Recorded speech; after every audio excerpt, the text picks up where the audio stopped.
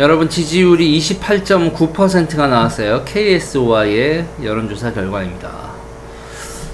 일단은 뭐 이거 겸허히 받아들여야 합니다. 겸허히 받아들여야 되고 이건 헛발질의 결과다.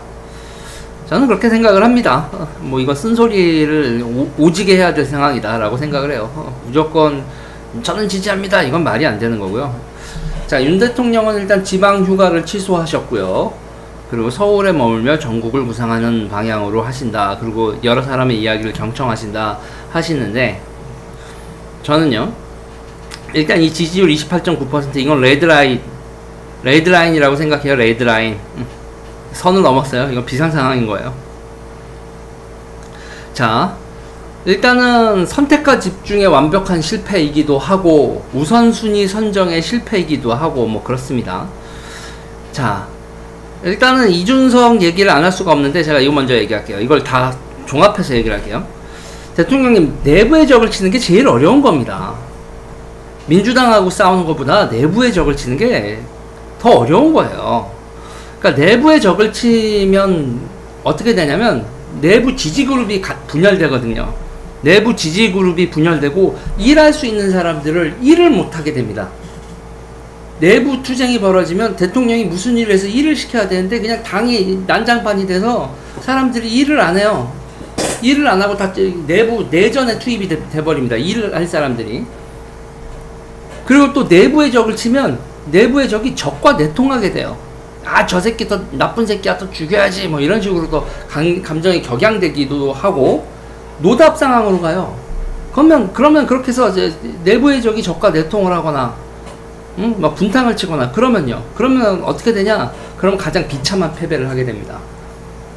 내부의 적만 있으면 상관이 없는데 내부의 적과 외부의 적이 양쪽에 다 있잖아요. 그러면은 비참한 패배를 하게 된다고요. 지금 대통령님은 정쟁에서 아주 비참한 패배를 하고 계신 겁니다. 그래도 임기 초니까 또 금방 극복하고 반격을 할 수 있는 기회는 충분히 있으시니까 이 상황을 뼈저리게 느끼시기 바랍니다.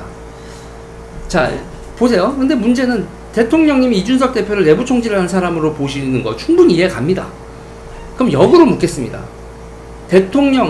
윤석열 대통령 측근 중에 민주당과 전선을 치고 싸우는 사람은 누굽니까? 이준석 대표가 민주당 사람들은 비판 안 하고 내부 사람들만 막 비판한다 이렇게 되는데 윤석열 대통령 측근 중에서 민주당과 전선을 치고 싸우는 사람 지금 현재 누가 있습니까? 당 사람 중에서 뭐 한동훈 장관, 이상민 장관이야 검수완박 전선에서 실무적으로 싸우고 있지만 정치적으로 싸우고 있는 당 사람이 누구냐고요. 결국은 내부 총질만 하고 있는 건 이거는 이준석 대표나 윤석열 대통령 측근들이랑 똑같은 겁니다. 지금 전부 이준석 토벌에 나섰는데 지지자들의 입장에서 보면 내부 총질이 이제 뭐가 된 거냐면 내전으로 번졌어요. 이건 내부 총질이 아니라 이제 내전이다. 내전. 그것도 결론이 쉽게 나지 않는 내전입니다. 자, 이 정권의 주적을 누구라고 생각을 해야 되냐면 저는 이 정권의 주적을 주사파라고 봅니다. 노동운동을 하죠. 그 사람들이 주사파가 그냥 뭐 북한 추종 이런 단계로 멈춰있는 게 아니잖아요. 노동운동을 하고 환경운동을 하고 반핵운동을 하고 요번에 그 취약연령 낮추는 거 과정 보니까 교육운동들도 하고 있지 않습니까? 장애인 운동도 하고 뭐 여성운동도 하고 별의별 거 다 하죠. 그래서 무슨 이슈만 있을 때마다 반대한다고 그거 나오는 게 그게 민주당입니까? 주사파죠. 민주당 당은 또 지들끼리 싸우고 있어서 민주당만 보면 정신이 없지만 얘네들이 이런 주사파들의 사회단체들이 일사불란하게 움직이지 않습니까? 민주당이 어떻게 혼란에 빠지든 이 사회단체들은 계속 움직이잖아요. 대통령님이 뭘 하든 딴지를 걸 겁니다. 주사파가 주적이에요. 주사파와 주사파 사회단체들 주적입니다.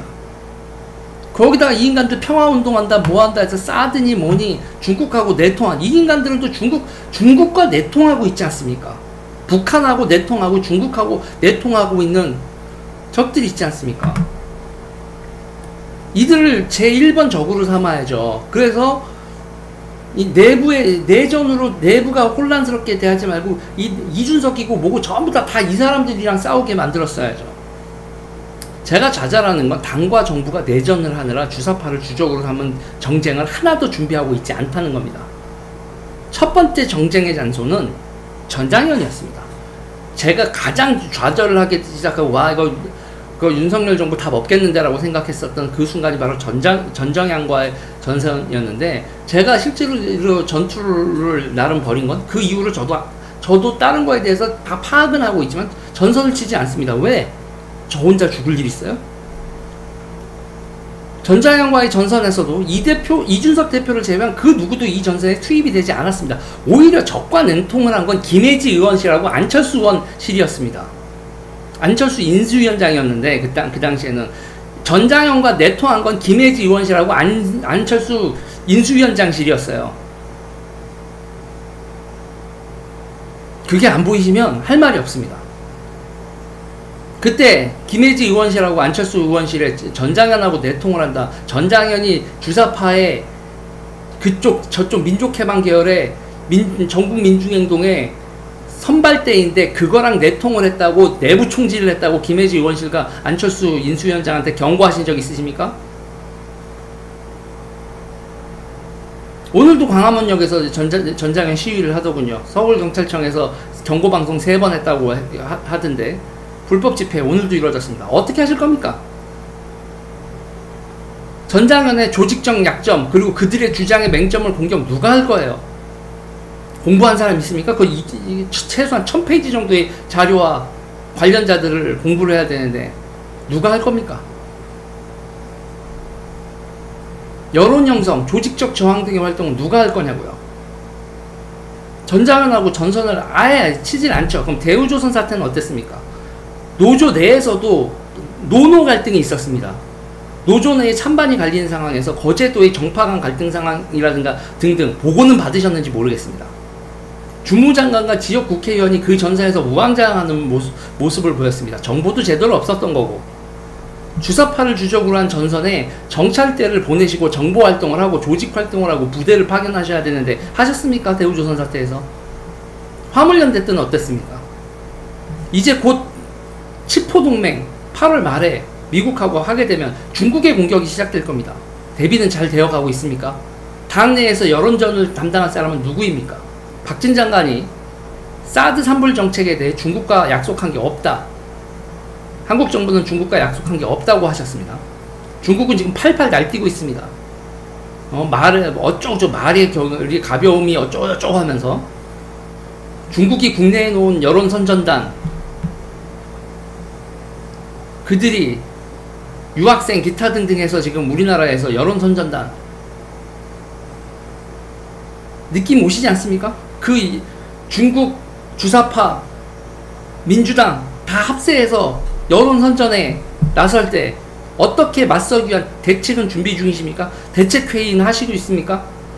8월에 치포 동맹 가입하냐 마냐 미국은 닥달하고 있고 하실 거 아닙니까? 치포 동맹. 그러면 중국하고 민주당하고 북한하고 다 난리를 치면서 주사파들 앞세워서 개 난리를 칠 텐데 그거에 대한 준비 누가 담당할지 그거는 다 당에서 정무적으로 대책이 지금 상황에서 당이 하고 있을까요? 할 수나 있습니까?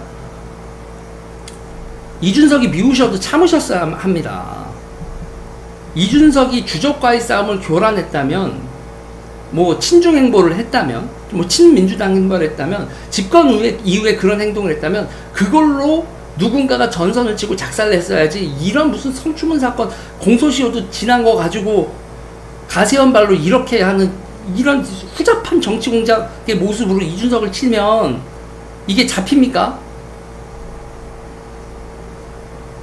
그러니까 우선 분노와 역정을 대통령 열받게 하는 인간들 무지하게 많잖아요. 그런데 그 중에서 우선순위로 삼아야 될 건 민족해방 사상으로 무장한 중국, 북한, 대한민국 주사파를 삼으셨어야 됩니다. 그리고 그 전투에 이준석을 투입하셨어야 되고, 이준석을 토사구팽을 하시는 것도, 토사구팽을 내가 저 새끼 저거 나중에 삶아 먹을 거야 라고 생각을 하셔도 일단은 사냥이 끝나기 전에는 사냥개를 풀어야죠. 지금은 사냥이 끝나기도 전에 사냥개를 삶으신 겁니다. 정작 이준석이라는 스피커가 사라지자 누가 전선에서 선전전을 합니까 지금. 당의 내부는 이미 어쩔 수 없는 지경이니까 이건 그렇다 치고, 응? 시간이 지나면 대통령의 뜻이 이준석 저거 날려라고 했으니까 명확해졌으니 상황은 정리가 될 겁니다. 대통령 뜻이 명확해졌으니까 이준석이 무슨 6개월 후에 컴백합니까? 대통령이 아니라고 딱 했는데. 응? 그런 일은 벌어지지 않을 거고 안에서 우당탕 거리면서 정리는 될 겁니다. 그 정리는 되는 와중에 시간이 끌면서도 그 정리가 되는 와중에 지지율을 추스리고 지지자들을 결집시키고 싶으시면 전선을 분명히 하시고 그 전선에서 밀리시면 안 됩니다. 지금 제가 가장 우려하는 건, 제가 지금 이렇게까지 쓴소리를 하는 건 당내에서 지금 무슨 얘기가 나오냐면 인간들이 지지율 떨어졌다고 좌클릭하자는 얘기가 나와요. 아, 특히 어디서 그런 얘기가 나오던데 기가 막혀가지고 그것까진 제가, 그러니까 이렇게 가시적으로 나오기 전까지는 제가 말을 하지 않겠습니다. 지금 상황에서 좌클릭을 하면요, 지금 상황에서 좌클릭을 하면 정말 집권 기반 완전 붕괴될 겁니다. 응? 제발요. 뭐 국민 통합한다 어쩐다 하면서 좌클릭하고 뭐 여가부도 할 일이 많다 뭐 이딴 얘기가 나오잖아요. 그러면 그냥 10%가 아니라 그냥 우르르르 아무 일도 못한 식문 대통령 되실 겁니다. 절대로 하시면 안 됩니다. 여기서 좌클릭은. 응?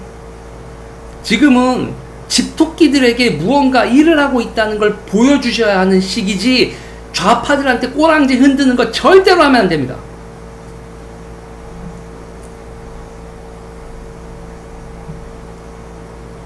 지금은 권력놀이를 하는 것처럼 보이세요. 권력놀이. 냉정하게 얘기해서 권력으로 일을 하는 게 아니라 투박한 권력 휘두르기를 하는 거로 보인다고요.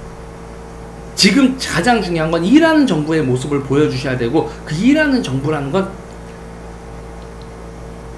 저쪽에서 전선을 치고 나올 때 관철하는 모습을 보여주셔야 돼요. 그리고 뭔가를 준비할 때 철저히 준비하셔야 됩니다. 빌드업도 있어야 되고요. 여론화 작업도 있어야 되고, 갑자기 뜬금없이 뭐가 툭툭 던져지면 그러면 그냥 박살나는 겁니다.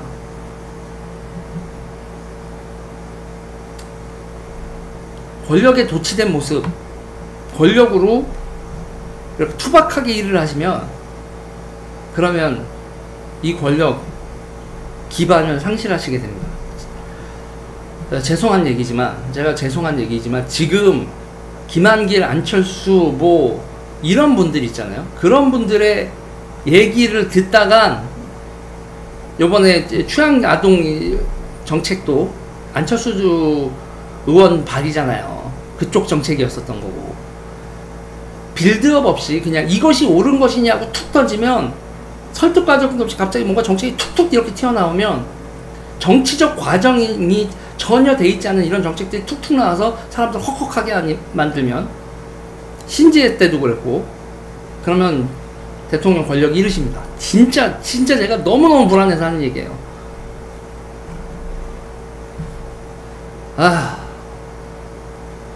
이건 삽질이고 삽질이고, 진짜 보면서 있잖아요, 어이가 없고 기가 막혀가지고 할 말이 없습니다. 무슨 그냥 쪼대로 갑니까 정치를. 앞뒤 계산을 하고 우선순위를 정하면서 빌드업을 하면서 가야지. 그냥 이건 누가 봐도 감정이 앞선다고요. 계산이 앞서는 게 아니라. 이러시면 큰일 납니다. 이 얘기 여기까지 할게요.